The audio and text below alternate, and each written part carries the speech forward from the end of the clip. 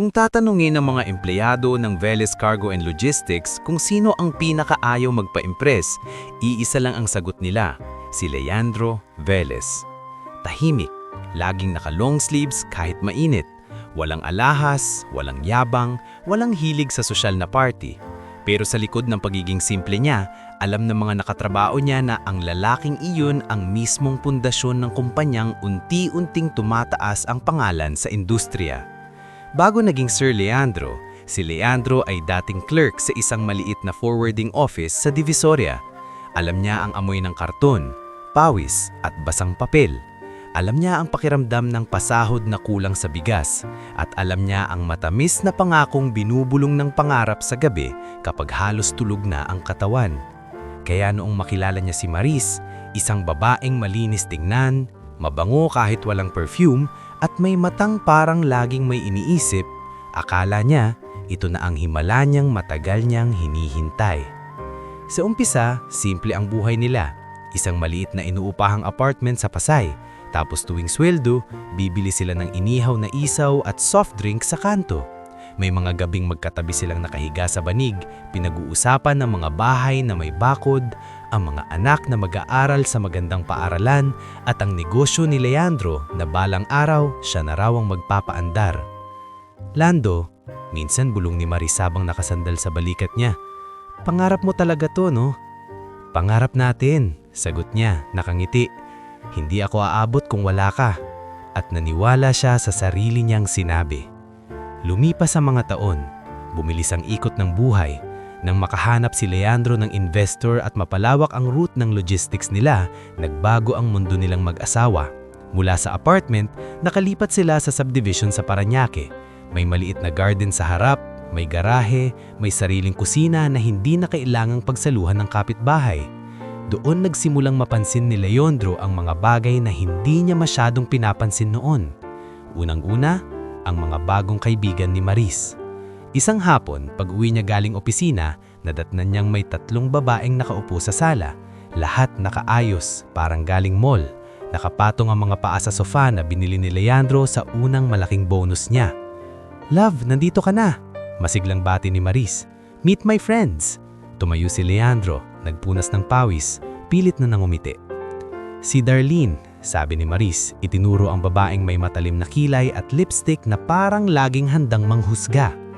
"Si Eloisa," sunod niyang itinuro ang babaeng may mahahabang kuko at hawak na phone na parang laging may kachat. "At si Rafi," sabi niya, tumingin sa lalaking nakatayo sa gilid, mabango, maputi, naka-polo shirt na sakto ang fit at may ngiting nakakapraning. "Nice to meet you," sabi ni Leandro, iniabot ang kamay. Si Darlene, ngumiti pero hindi umabot sa mata. "Ay, ikaw pala si Leandro? Akala ko Tumigil siya, kunwari naghahanap ng salita. "Mas ano?" tanong ni Leandro, kalmado. "Mas executive ang aura," singit ni Eloisa, sabay tawa na parang may kasamang pangiinsulto. Si Maris natawa rin pero mabilis niyang tinapik ang braso ni Leandro. "Hala kayo, ganyan lang talaga yan, low-key." "Low-key," ulit ni Rafi, tumanggo. "I like that, rare sa mga negosyante." Ngumiti si Leandro pero may tumurot sa dibdib niya. Hindi dahil sa biro kundi dahil sa paraan ng pagtawa ni Maris. Parang mas mahalaga ang approval ng barkada kaysa sa dignidad ng asawa. Sa sumunod na mga linggo, mas dumalas ang pagbisita ng barkada. Minsan sa bahay, minsan sa kafe, minsan sa mga event na hindi na alam ni Leandro kung para saan. Lagi si Maris may bagong damit, may bagong bag, may bagong lakad. At kapag sinasabi ni Leandro na baka pwedeng magtipid muna dahil may bagong warehouse silang kinapagawa, may kakaibang tingin si Maris, parang napapagod. "Lando," minsang gabi habang nagbibilang siya ng resibo sa dining table, lumapit si Maris na naka-robe, bagong ligo at may amoy ng mamahaling lotion. "Kailangan ko ng help." "Kaninong help?" tanong niya, hindi tumitingin dahil nakatutok sa calculator. "Yung kay Mama," mahina ang boses niya. "May utang." Napatingin si Leandro. "Uutangin? Kanino?" "Sa daddy nilang pautangan," sagot Maris, tila naiiyak. "Matagal na, lumaki na yung interest, pinupuntahan na sila sa bahay. Si Mama, natatakot." Naupo si Leandro, sumandal.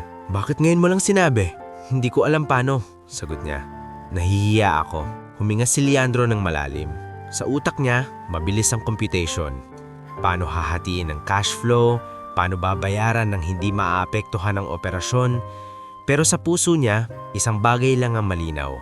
Pamilya ang pinag-uusapan. Sige, sabi niya. Ayusin natin.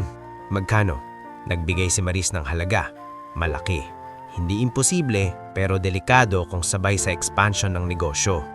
Okay, sabi ni Leandro. Pero kailangan natin ng dokumento. Resibo, agreement, lahat. Ayoko yung basta-basta. Tumanggo si Maris. Oo. Sige, pero hindi ganun kadali. Kinabukasan, dumating si Lenny Carpio, nanay ni Maris. Bihis na bihis, may hikaw, may pabango, at may ngiti na manipis. Parang laging may sinasabing, salamat, pero may kasamang, dapat lang. Leandro, bungad ni Lenny. Buti naman na tumangat ka. Opo, Tita Lenny, sagot niya, magalang. Umupo si Lenny sa sala, tinapik ang sopa na parang tinitignan kung orig. Alam mo anak, ang babae kailangan ng seguridad. Sinisiguro ko naman po, sagot ni Leandro, pilit na kalmado. Sumulyap si Lenny kay Maris. Bakit parang hindi masaya si Maris? Laging pagod, laging nag-iisa. Napatigil si Leandro. Busy lang po ako sa trabaho para sa future namin. Future, ulit ni Lenny. Tila tumatawa sa salita. Kaya nga, dapat ang lalaki hindi lang future, dapat present din. Hindi puro warehouse, hindi puro truck. Nag-init ang batok ni Leandro pero pinili niyang manahimik. Si Maris nakayuko, hawak ang mug. Ma, Maris, putol ni Lenny. Anak, hindi kita pinalaki para maging asawa ng lalaking laging wala. Kung gusto mo ng lalaking may oras, may pangalan, may kalidad, marami dyan. Naramdaman ni Leandro ang pag-ikot ng hangin sa loob ng bahay. Parang biglang naging masikip. Pagalis ni Lenny, hindi agad nagsalita si Leandro. Si Maris lang ang unang bumitaw. Sorry, bulong ni Maris. Ganyan talaga si Mama. Hindi yan ganyan lang, Maris, sagot ni Leandro, mabigat ang tono. Parang pinapapili ka. Hindi, mabilis niyang sagot, pero hindi niya matignan ang mata ni Leandro. Hindi ako nagpapapili. Ngumiti si Leandro pero mapait. Bakit parang bawat araw may bagong taong pumapasok sa buhay natin? Bawat araw may bagong standard. Dati, okay na tayo sa isaw at soft drinks. Ngayon parang kulang na kahit anong ibigay ko. Hindi ko sinabing kulang. Depensa ni Maris, biglang tumayo. Ikaw lang yan. Lagi kang defensive. Defensive. Parang siya pa ang may kasalanan. Sa mga sumunod na buwan, mas lumala ang lemat. Si Maris, mas dumalas ang gala. Si Leandro, mas dumalas ang overtime. Pero ang totoo, hindi overtime ang dahilan niya. Takot siya umuwi sa bahay na malamig. Sa katahimikang, may kahulugang, hindi ka nakasali. Isang gabi, umuwi si Leandro ng mas maaga. Tahimik ang bahay, walang ilaw sa sala. Pero may narinig siyang boses sa kwarto. Boses ni Maris, mahina, parang may kausap sa phone. Hindi ko na kaya. Parang hindi niya ako maintindihan. Tumidil si Leandro sa may pinto. Hindi siya pumasok, hindi siya kumatok. Parang nawalan siya ng lakas. Kinabukasan, dumating si Darlene at Eloisa sa bahay. May dalang wine. Hindi umiinom si Leandro pero pinilit ni Maris na sumama siya sa small get-together. Sir Leandro, ani ni Darlene, kunwari sweet. Alam mo ba, ang swerte ni Maris sa'yo. Pero sana naman, bigyan mo siya ng life, hindi puro trabaho. Nagbibigay ako. Material, sinit ni Eloisa, sabay tawa. Pero attention, love language, ganon? Si Rafi naman ay tahimik lang, nakangiti habang pinapaikot ang baso. Tapos biglang nagsalita, parang nagbubuhos ng gasolina sa apoy. Leandro, sagi niya, friendly ang tono. May mga tao kasing ang tingin sa asawa, investment. Pero ang babae, gusto rin ng presence. Baka kaya nagiging distant si Maris. Napatingin si Leandro kay Maris. Si Maris nakatitig lang sa baso niya, parang ayaw magsalita. Doon unang naramdaman ni Leandro ang tunay na takot. Yung takot na hindi na pera o negosyo ang nakataya, kundi ang mismong taong pinangakuan niyang pangarap natin. At sa gabing iyon, habang nagtatawanan ng mga bisita sa sala, hindi alam ni Leandro na iyon na pala ang simula ng pinakamalaking pagkawasak ng buhay niya.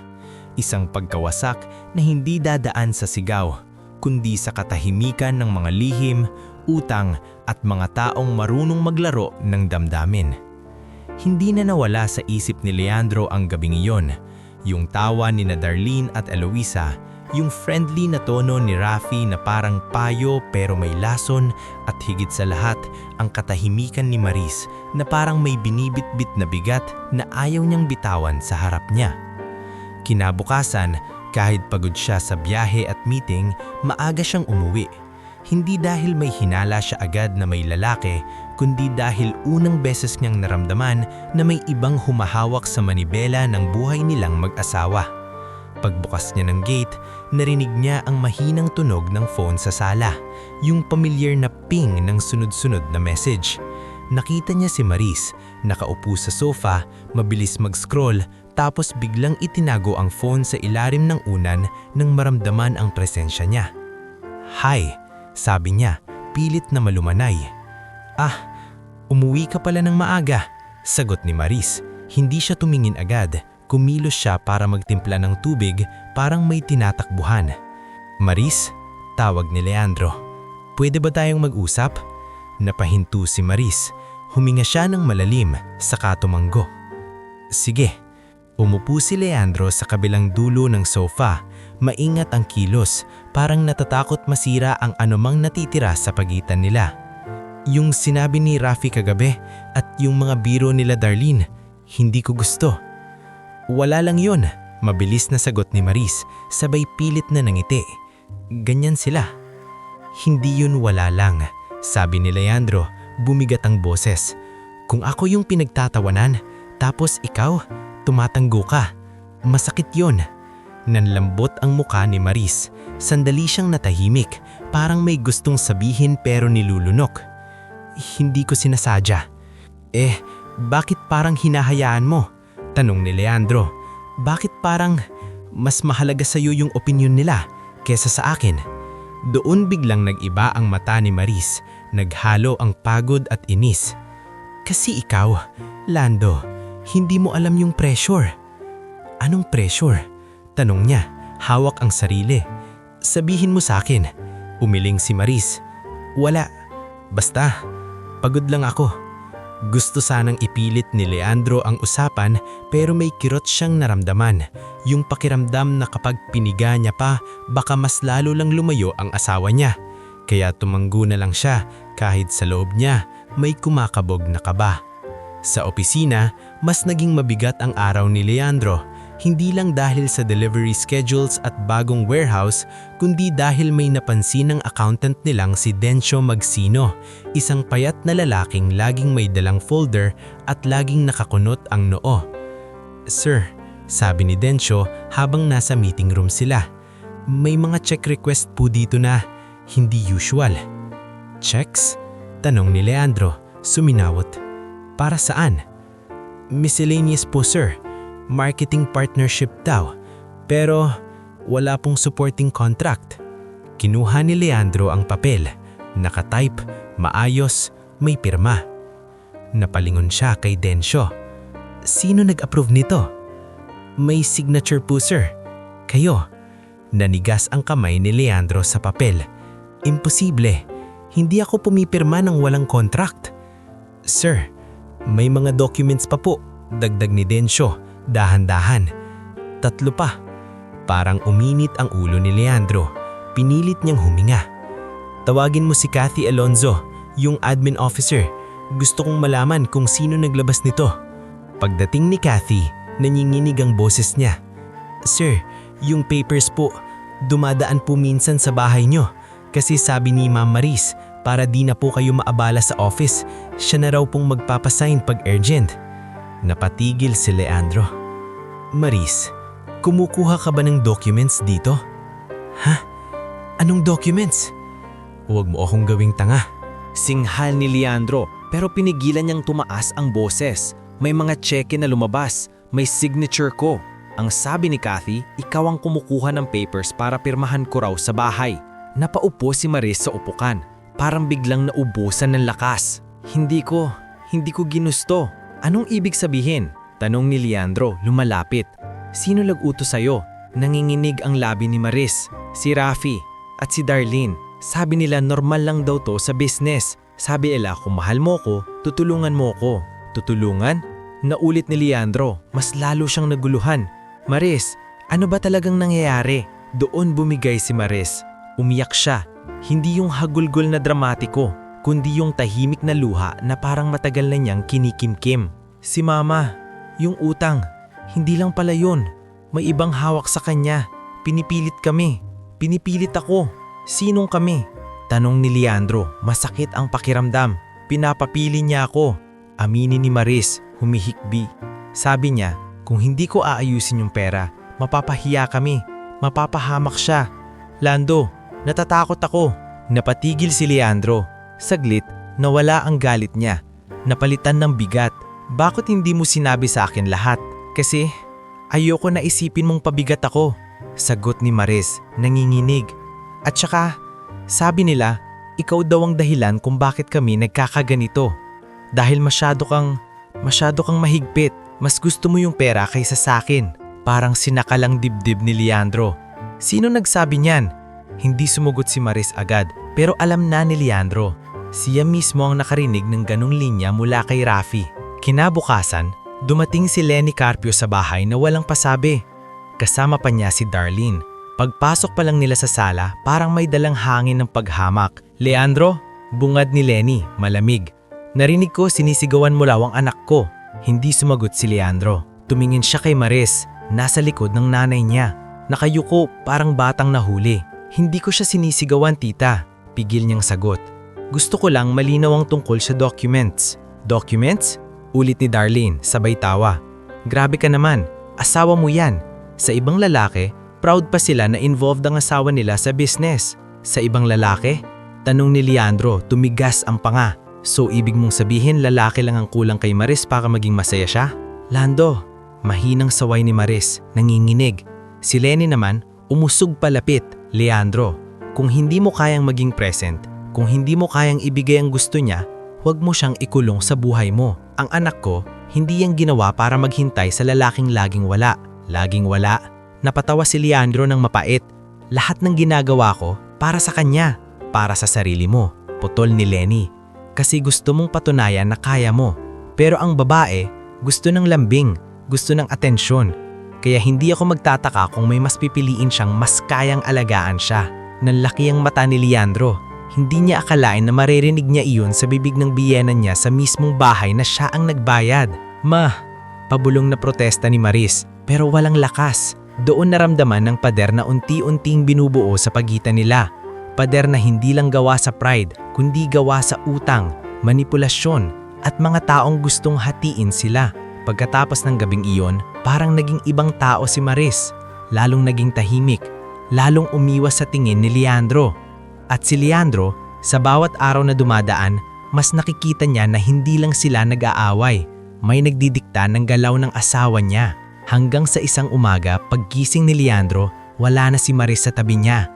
Tahimik ang bahay, malinis ang kama, nakaayos ang closet, kulang ang mga damit ni Maris. Sa dining table, may isang papel na nakatupi, may sulat kamay na pamilyar. Dahan-dahan niyang binuksan. Lando, pagod na ako. Ayoko na. Nalaglag ang papel sa kamay niya. At bago pa niya maiprocess ang sakit, tumundog ang phone niya. Si Densyong tumatawag, halos pasigaw ang boses sa kabilang linya. Sir, emergency po. May nag-file niyang complaint. May partner contract daw kayo na hindi niya tinumpad. Naka-freeze po yung isang account natin. Napaupo si Leandro sa upuan. Parang binagsakan ng langit. Si Maris, umalis. At kasabay nun, gumuguho ang kumpanyang itinayong niya. Sa unang pagkakataon sa buhay niya, hindi niya alam kung alin ang uunahin, ang puso niyang iniwan o ang pangarap niyang sinisimulang agawin. Hindi pa tuloy ang nakakabangon si Leandro mula sa biglang pagkawala ni Maris nang marinig niya ang boses ni Dencho sa telepono. Halos magkapunit ang hininga sa kaba. May complaint, may partner contract, at may account na naka-freeze. Ilang segundo siyang nakatitig sa pader. Hawak pa rin ang papel na iniwan ni Maris. Parang sabay na hinila ang dalawang paa niya. Isang paa papunta sa pamilyang gumuho, isang paa papunta sa kumpanyang pinaghirapan niyang itayo. Sir, Narinig niyang ulit ni Dencho. Ano po gagawin natin? Pinilit ni Leandro lunukin ang sariing paghinga. I-email mo sa akin lahat ng documents. Tawagin mo si Tom at si Attorney Kiara. Ngayon. Binitawan niya ang tawag, saka mabilis na nagbihis. Hindi na niya alam kung anong oras siya huling kumain. Ang alam lang niya kapag bumigay siya ngayon, hindi lang negosyo ang mawawala, pati pangalan, reputasyon, at mga empleyadong umaasa sa kanya. Pagdating niya sa opisina, parang iba ang hangin. Tahimik ang usual na maingay na warehouse radio. May mga taong nakatingin sa kanya, pero mabilis umiwas. May ilan na bulong-bulungan, parang may kumalat ng balita. Sa conference room, nandun na si Tomas Tom Arieta, ang operations head na parang kapatid na niya sa tagal ng pagsasama sa trabaho. Nandun din si Attorney Kiara Monforte, naka-blazer kahit mainit, hawak ang laptop at folder, seryoso ang mata. Lando, anong nangyayari? Sabi ni Dencho may freeze. Tumanggo si Leandro. Ibinaba ang bag. May complaint. May contact daw akong nilabag. Pero hindi ko alam to. Sumingit si Kiara. Dahan-dahan ang boses pero matalim. Sir Leandro, pinadala ni Dencho yung scan. Mukhang may partnership agreement na nakapirma sa pangalan mo, dated 3 months ago. May clause doon na parang nag-guarantee ka ng exclusive trucking service sa isang kumpanya. Exclusive? Napamura halos si Leandro, pero pinigilan niya. Hindi ako pumapasok sa exclusive, alam niya yan. Oo, sabi ni Tom, kumunot ang noo. Kasi lugi tayo dyan, bakit mo pipirmahan? Doon na nahimik si Leandro. Ang sagot niya, masakit. Hindi ako pumirma. Nagkatinginan sila. Si Kiara bahagyang lumapit. May suspicion ka ba kung sino? Hindi agad sumagot si Leandro. Bumalik sa isip niya ang sinabi ni Kathy. Dumadaan ng document sa bahay. Naalala niya ang pamumutla ni Maris, yung pag-iyak, yung si Rafi at si Darlene, yung utang ni Lenny Carpio. Parang domino. May nangyari sa bahay. Amin ni Leandro mabigat. Umalis si Maris kagabi, nag-iwan ng sulat. Tumigil ang hininga ni Tom. Ha? Iniwan ka? Nawala, sagot ni Leandro. At ngayon, ito. Si Tom napasantal sa upuan, napamura. Grabe, Lando. Hindi to aksidente. Exactly, sabi ni Kiara, mabilis mag-type. We need to secure everything. Dencho, pakipasok. Pumasok si Dencho Magsino, hawak ng isang makapal na envelope, nanginginig ang daliri. Sir, eto po yung hard copies. Tsaka may isa pa po. Ano? Tanong ni Leandro. May notice po galing sa bangko. Sagot ni Dencho, iniabot ang papel. Nag-request po ng access sa isang corporate account. Gamit daw po ang authorization letter na may pirma nyo. Kinuha ni Leandro. Nanginginig ang panga. Sino gumawa? Hindi ko po alam, sir. Pero may same handwriting po yung witness signature. Yung parang kay Ma'am Maris. Parang may kumalabog sa dibdib ni Leandro. Hindi niya gustong sisihin si Maris pero hindi rin niya kayang baliwalain ang ebidensya. Sa gitna ng sakit, kailangan niyang maging malinaw. May nagamit na pirma, may nagamit na tiwala. Kiara, sabi niya halos pabulong. Anong gagawin? Una, sabi ni Kiara, diretso, we stop the bleeding. Freeze access, change signatory protocols, lockdown approvals. Pangalawa, we gather proof. CCTV, email trails, request logs. Pangatlo, we locate Maris. Kasi kung siya ang ginamit, kailangan nating malaman kung biktima siya o kasabwat. Hindi nakapagsalita si Leandro. Ang salitang kasabwat parang kutsilyo, pero kailangan niyang tanggapin na posible ang lahat. Pagkatapos ng meeting, nag-walk out si Leandro papunta sa parking. Huminga siya ng malalim sa katinawagang number ni Maris. 1 ring, 2 rings, hanggang sa voicemail. Tinext niya, Maris, nasan ka? May nangyayari sa kumpanya. Kailangan kitang makausap. Walang sagot. Tinawagan niya si Lenny Carpio. Sumagot ito agad, parang naghihintay. Leandro, malamig na boses ni Lenny. Ano yun? Nasaan ang anak mo? Tanong ni Leandro, pigilang galit. Umalis siya kagabi. May problema sa negosyo ko. May documents na lumabas. Negosyo mo, ulit ni Lenny. May halong pang-iinsulto. Ayan na naman. Hindi ba pwedeng isipin mo muna yung anak ko? Pagod na siya sa'yo. Hindi mo ba naiintindihan? Sumabog si Leandro, pero mabilis niyang binaba ulit ang tono. May gumagamit ng pirma ko. May nag-file ng complaint. Pwedeng mawalan ng trabaho ang mga tao ko. Kasalanan mo yan, putol ni Lenny. Kung naging asawa kang matino, hindi siya aabot sa ganyan. Nasaan siya? Ulit ni Leandro. Tahimik na siya ngayon, sagot ni Lenny. At huwag mo na siyang guluhin. Lenny, unang beses niyang tinawag ang biyenan sa pangalan. Kung may alam ka, kung may kinalaman si Rafi o yung barkada, sabihin mo. Hindi ako natatakot sa gulo, pero ayoko siyang mapahamak. Saglit na katahimikan, tapos tumawa si Lenny. Mahina pero malamig. Hay, Leandro, ang dami mong hindi alam. Binitawan niya ang tawag. Nanglulukmo si Leandro. Parang may nakapulupot na ahas sa paligid niya at hindi niya makita kung saan ang ulo. Kinagabihan, bumalik siya sa bahay na parang multo. Tahimik, walang halakak ni Maris, walang tunog ng hairdryer, walang amoy ng lotion.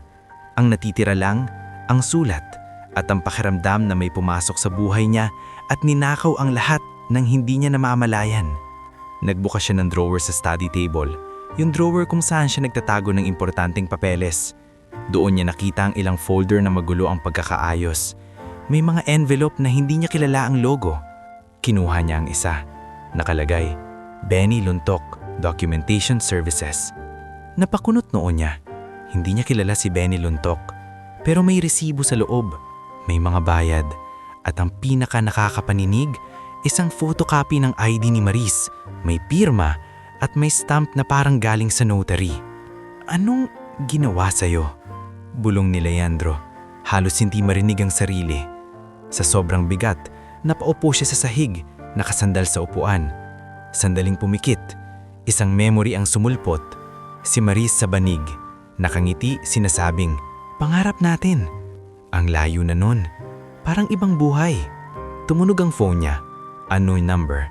Nag-atubili siya, pero sinagot. "Sir Leandro, ako po si Cathy. Pasensya na po pero may nakita po ako." "Anong nakita mo?" Mabilis na tanong niya. "May email thread po, sir," sabi ni Cathy, nanginginig.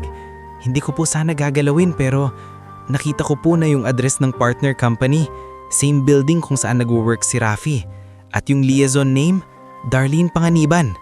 Pumikit si Leandro, parang may pako na tumama sa sentido niya. "Cathy," sabi niya, pinipigilan ng boses na mabasag. "I-forward mo lahat kay Attorney Kiara. Lahat." "Opo, sir." Pagbaba niya ng tawag, tumayo siya ng dahan-dahan. Lumapit siya sa salamin sa sala, yung malaking salamin na pinili ni Maris noon dahil maganda sa aesthetic. Tinitigan niya ang sariling muka. Pagod, mabigat ang mata, pero may apoy sa ilalim. Hindi yung apoy ng paghihiganti, kundi yung apoy ng pagkapit. Sa susunod na araw, maaga siyang pumasok. Nagpulong siya ni Tom, ni Densyo at ni Kiara. Nag-set sila ng bagong protocol. Wala nang document na lalabas sa opisina para pirmahan sa bahay. Lahat ng approvals may verification call. Lahat ng account access may 2 signatories. Habang ginagawa nila iyon, dumating si Lola Sabel Velez. Ang lola niya na matanda na pero matalim pa rin ang titig.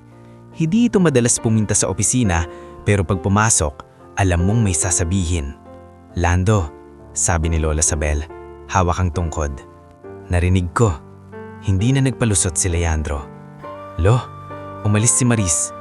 Umupo si Lola Sabel sa upuan. Mabigat ang buntong hininga. Ang tao pag nadadala sa yabang ng iba, nawawala ang sarili. Pero ang danal mo, apo, huwag mong ipapahawak sa kamay ng kahit sino. Naluha si Leandro. "Lo, ayokong gumanti, pero ayokong mawalan o lahat." Tumanggo si Lola Sabel. "Hindi yan paggaganti, yan pagbawi ng tama." At doon, sa gitna ng gulo, unang beses ulit tumigas ang tindig ni Leandro. Hindi siya babagsak, hindi siya magpapalunod sa sakit. Hahanapin niya ang katotohanan para sa mga taong umaasa sa kanya, para sa pangarap na itinayo niya at para sa babaeng iniwan siya na ngayon hindi niya pa alam kung biktima rin ba o isa sa mga pumatay sa perfect family nilang minsang naging totoo. Sa puntong iyon, malinaw na kay Leandro na hindi na sapat ang simpleng pagtatanong o pag-asa na kusa na lang babalik ang lahat sa dati. Ang huling mga salita ni Lola Sabel, hindi yan pagganti, yan pagbawi ng tama. Tumimo sa kanya na parang utos. Pero kahit tumitigas ang tindig niya sa araw, pagdating ng gabi, iba ang bigat. May mga oras na nakatitig siya sa kisame ng bahay, iniisip kung nasaan si Maris at kung anong klaseng takot ang tumulak sa kanya palayo. Hindi niya alam kung galit ang dapat manaig, o awa, o parehong sabay. Kinabukasan, bago pa man sumikat ang araw, nakatayo na si Leandro sa opisina. Tahimik ang parking, pero ang loob ng building, parang may nag-aabang na gulo. Pagbukas niya ng pinto sa hallway, saktong sumalubong si Marga Ilustre, ang HR head nilang matalas ang mata at hindi natitinag sa drama. "Sir," bungad ni Marga, hindi nagpaligoy-ligoy.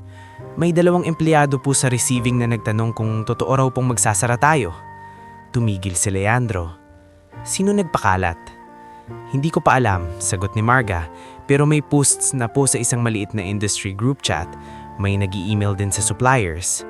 Doon niya naramdaman na hindi lang pera ang binabanatan sa kanila, pati tiwala. Ang ganitong klaseng paninira, mabilis kumalat.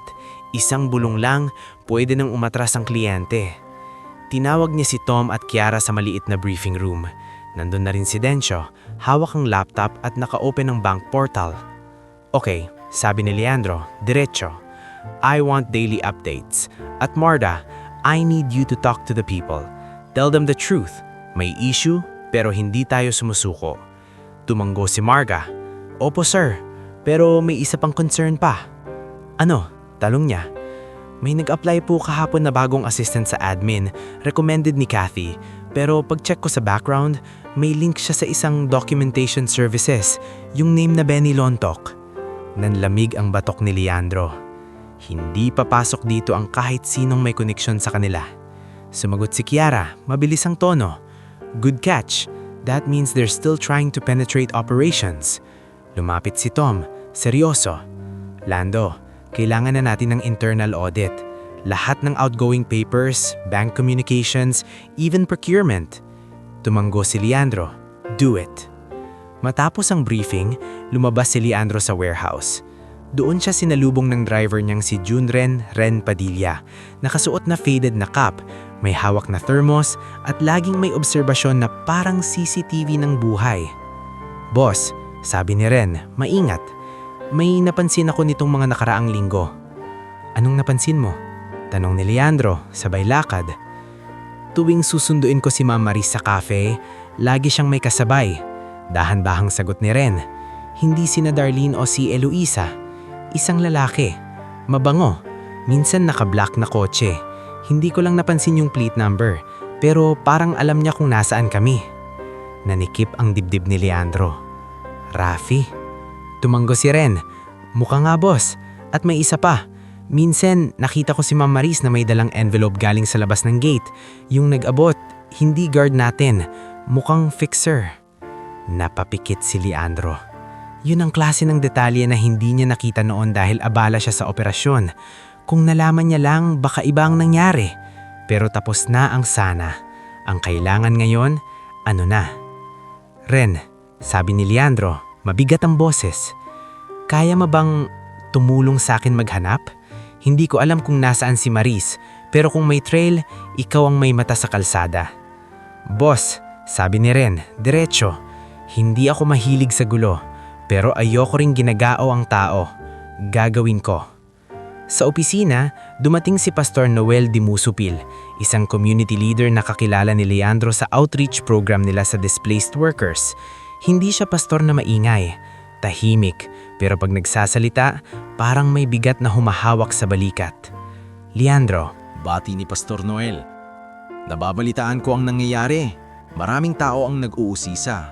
"Pastor," sagot ni Leandro, pilit na mag-aalang, "ayokong maging chismis to."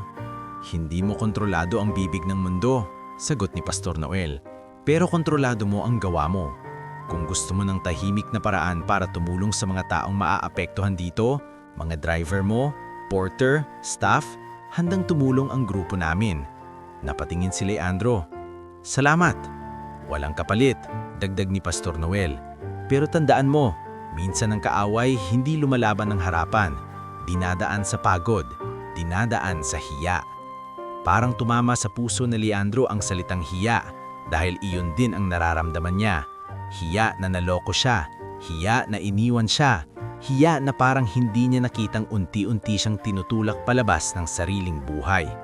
Pag-alis ni Pastor Noel, tinawagan ni Kiara si Leandro pabalik sa conference room. Pagpasok niya, nakita niya sa screen ang email thread na sinend ni Kathy. May attachments, may names, may address. "Sir," sabi ni Kiara, "I traced the partner company. Shell company siya, registered sa isang shared office space. And guess what? The liaison email is linked to a personal account, kay Darlene." Si Tom sumabat. "So Darlene ang nagdadala ng papel, si Rafi ang front." "Exactly," sagot ni Kiara. "And there's more. May notary stamp na consistent sa isang notary public sa Pasig. I'll request records, pero kailangan natin ng witness." "Nasaan si Benny Luntok?" tanong ni Leandro malamig. "May address sa resibo," sagot ni Dencio. Tinuro ang papel, pero mukhang hindi stable, parang palipat-lipat. Tumayo si Leandro. "Hanapin natin."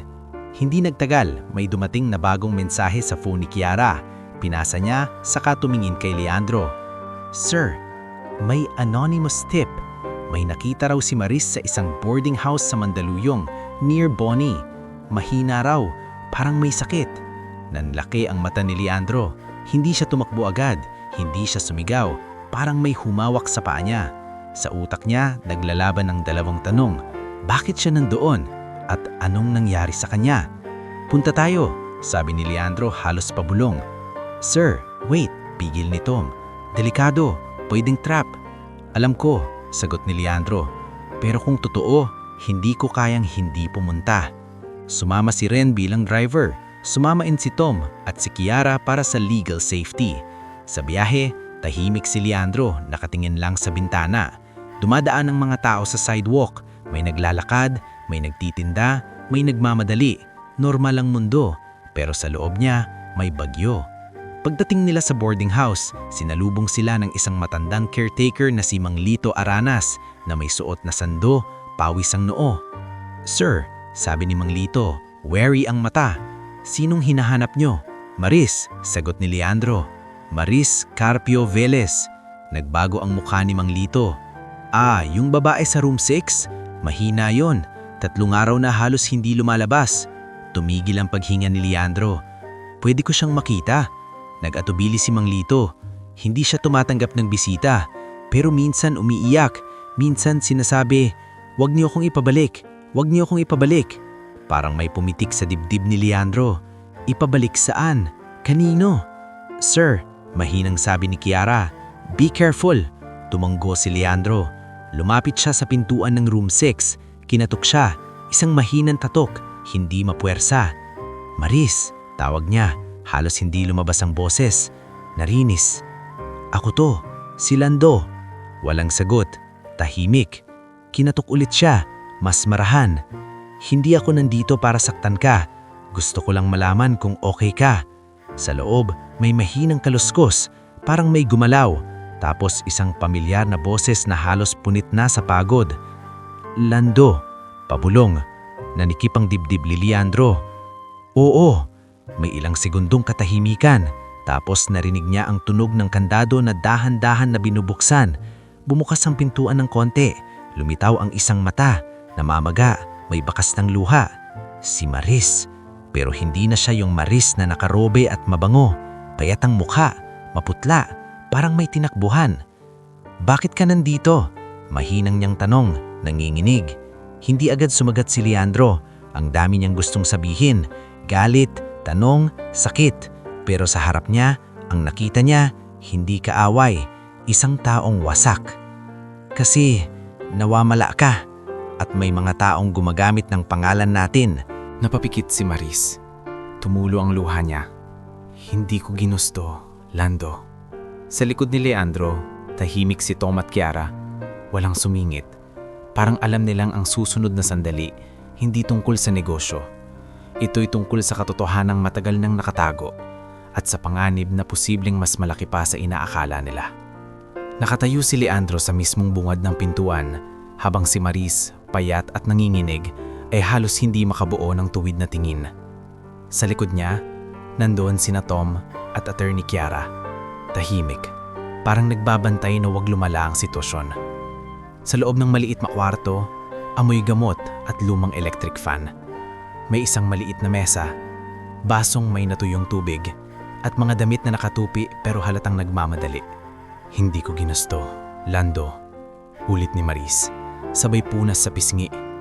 Akala ko kung lalayo ako, titigil sila. Sinong sila? Mahinang tanong ni Leandro, pinipigilan ang sariling magmukhang naniningil. Rafi? Darlene? Mama mo? Napapikit si Maris, parang nasusunog ang lalamunan sa hirap ng pagbibigkas. Lahat sila, pero hindi pareho ang papel. Si Mama, natatakot. Si Darlene, masama talaga. Si Rafi, siya yung nagplano. Maris, singit ni Kiara, maingat pero diretso. We're not here to judge you, pero kailangan namin ng detalye. Kasi may legal ramifications at may mga empleyadong maaapektuhan. Napaatras si Maris, parang natakot sa salitang legal. Ayoko nang madamay kayo, kaya ako umalis. Maris, sabi ni Leandro, mas mababa ang boses. Naka-freeze ang account ng kumpanya.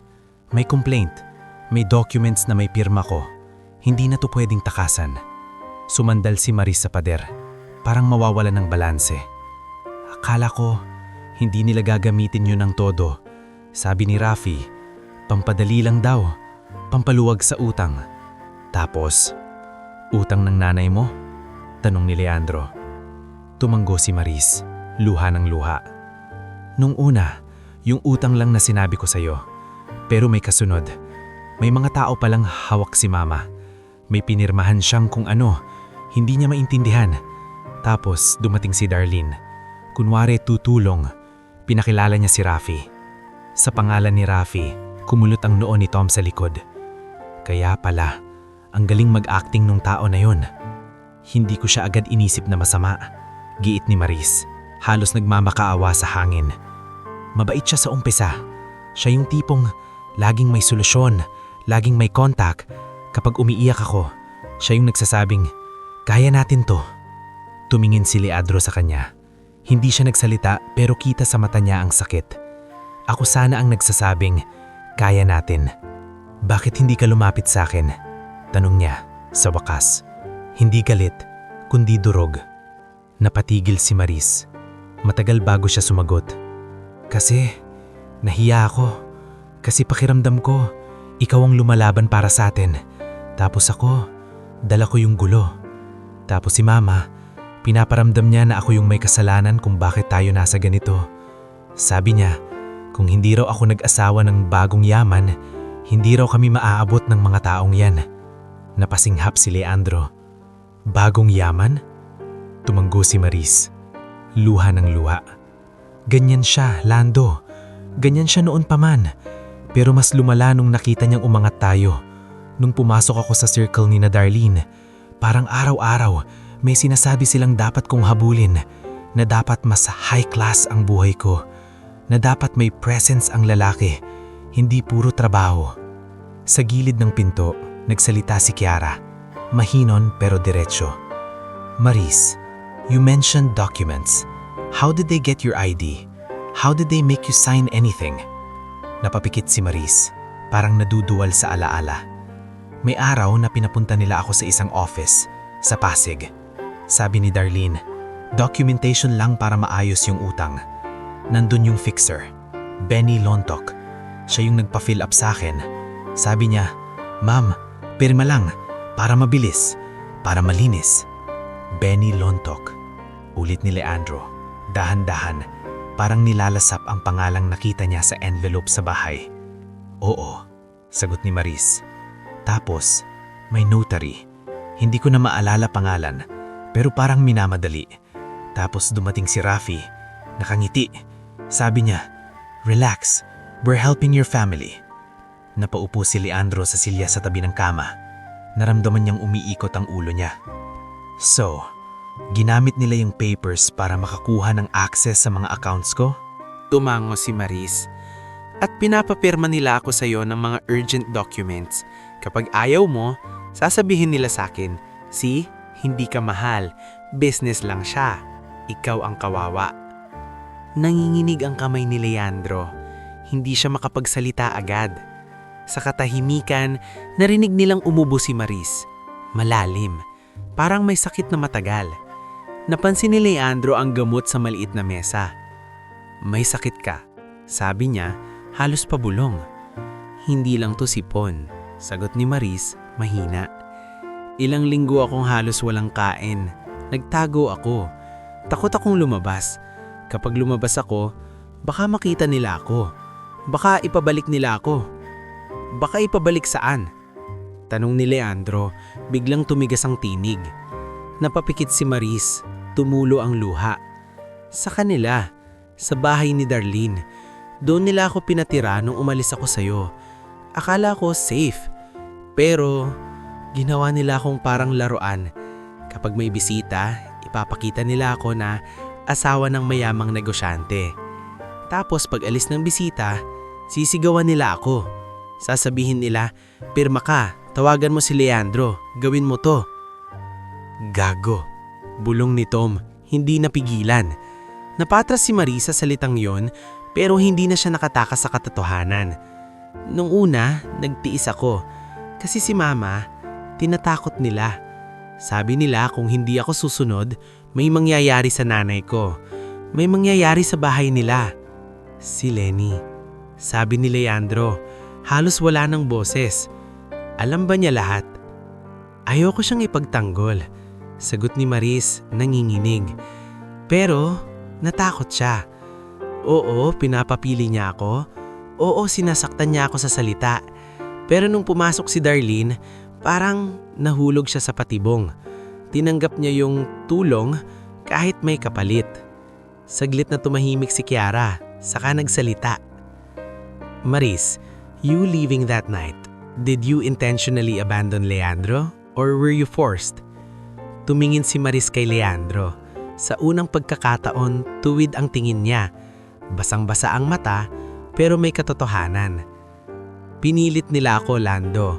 May dumating na message si Rafi na kung hindi ako aalis agad, ipapadala nila sa iyo yung mga pictures at ipapakalat nila na ako ang mastermind. At ipapahamak nila si Mama. Kaya umalis ako. Iniwan ko yung sulat kasi hindi ko alam paano ipaliwanag. Akala ko kung mawawala ako, titigil sila sa iyo." Napabuntong hininga si Leandro. Mabigat, parang may pinipigilang iyak. Pero hindi sila tumigil. "Hindi," sagot ni Maris, halos pasigaw. Saka biglang humina ulit. Mas lalo nilang tinodo. Nung nawala ako, mas lumakas loob nila. Lumapit si Leandro. Dahan-dahan, hindi agad hinawakan si Maris. Parang nagpaalam muna ang kilos niya. "Makinig ka. Hindi ko alam kung anong mangyayari sa atin.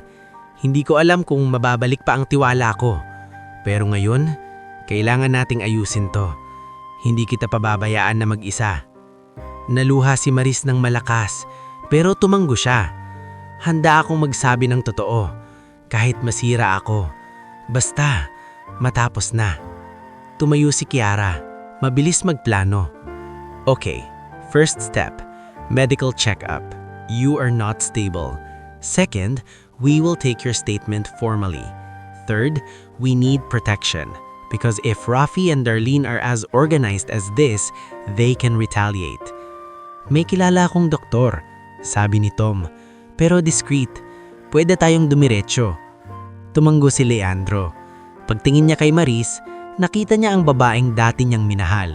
Pero mayon, sugakan, takot, at parang nalulugmok sa sarili niyang pagkakamali at paniniwala sa maling tao. Bago sila umalis sa boarding house, humawak si Maris sa buwaso ni Leandro. Mahina, nanginginig. "Lando, may isang bagay pa." "Ano?"